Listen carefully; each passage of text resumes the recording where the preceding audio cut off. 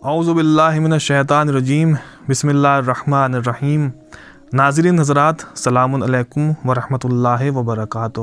Al Assad YouTube channel میں ہم آپ کا خیر مقدم کرتے ہیں۔ چونکہ ایام فاطمیہ قریب ہیں، لہٰذا ہم اپنی گفتگو کا آغاز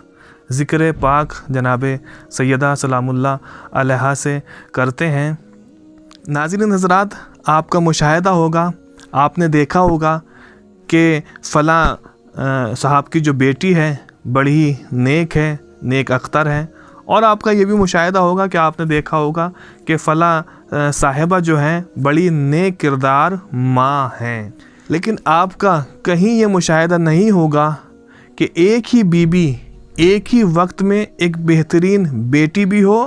اور اپنے باپ کی ماں بھی ہو، یعنی ام ابیہا بھی ہو، یعنی یہ دونوں کردار ماں اور بیٹی کے ایک ہی وقت میں ایک میں پائے جائیں۔ یہ کمال، یہ شرف صرف اور صرف جناب زہرا سلام اللہ علیہا کا ہے کہ آپ نے اپنی زندگی کے معمول سے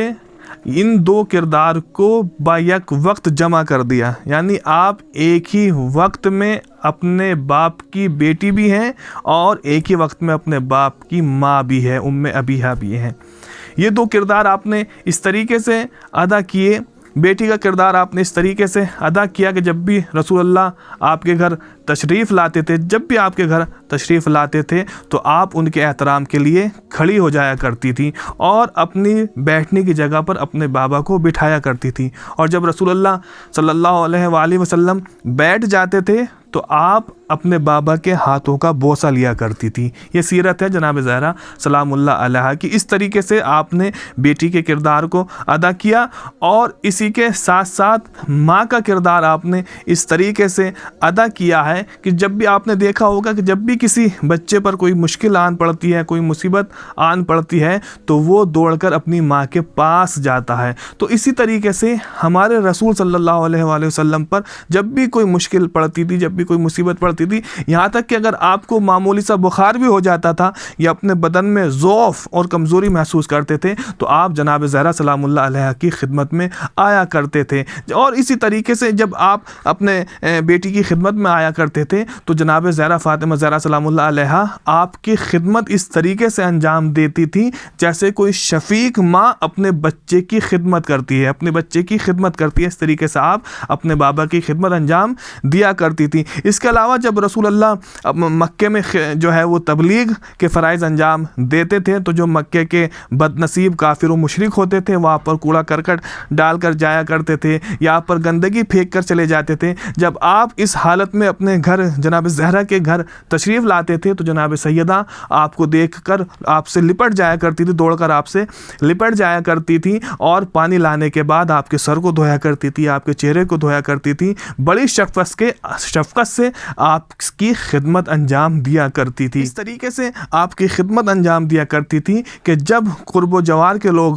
پڑوسی لوگ آپ کو اس خدمت کو انجام دیتے ہوئے دیکھتے تھے تو خود جو پڑوسی ہوا کرتے تھے وہ کہتے تھے کہ یہ کوئی عام بیٹی نہیں ہے، بلکہ یہ تو اپنے باپ کے ساتھ ایسا برتاؤ کرتی ہے جیسے کوئی ماں اپنے بچے کے ساتھ برتاؤ کرتی ہے، یعنی یہ تو ماں والا برتاؤ اپنے بابا کے ساتھ کرتی ہے، یہ عام بیٹی نہیں ہے بلکہ یہ ام ابیہا ہے، یہ اپنے باپ کی ماں ہے۔ تو جس طرح رسول اللہ نے فرمایا کہ ام ابیہا کہ فاطمہ میری ماں ہے، اسی طرح سے جو باہر کے لوگ ہوتے تھے وہ بھی یہی کہا کرتے تھے کہ یہ عام بیٹی نہیں ہے، یہ ام ابیہا ہے، یہ تو اپنے باپ کی ماں ہے۔ تو ناظرین حضرات، ایام فاطمی قریب ہیں، میں آپ کی خدمت میں جملہ عرض کرنا چاہتا ہوں کہ ان ایام میں بلکہ ہر موقع ہمیں چاہیے کہ ہم اپنے خواتین کو جناب فاطمہ زہرا سلام اللہ علیہا کی زندگی سے، سیرت سے روشناس کرائیں، اس لیے کہ جو جناب سیدہ کی سیرت سے روشناس ہو گیا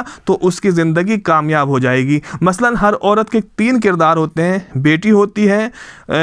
شوہر کی زوجہ ہوتی ہے اور اس کے بعد بچوں کی ماں ہوتی ہے۔ تو اگر یہ تینوں کردار جناب زہرا سلام اللہ علیہا کی سیرت کے اپنا لیے جائیں تو اس کی یہ تینوں جو زندگی کے جو لائف کے شعبے ہیں وہ تینوں کامیاب ہو جائیں گے۔ لہٰذا میں آپ کی خدمت میں عرض کرتا ہوں کہ جناب زہرا سلام اللہ علیہ کی سیرت کو ضرور پڑھیں، بالخصوص جو خواتین ہیں ان کو چاہیے کہ وہ آپ کی سیرت سے روشناس ضرور ہوں۔ وآخر دعوانا ان الحمد للہ رب العالمین۔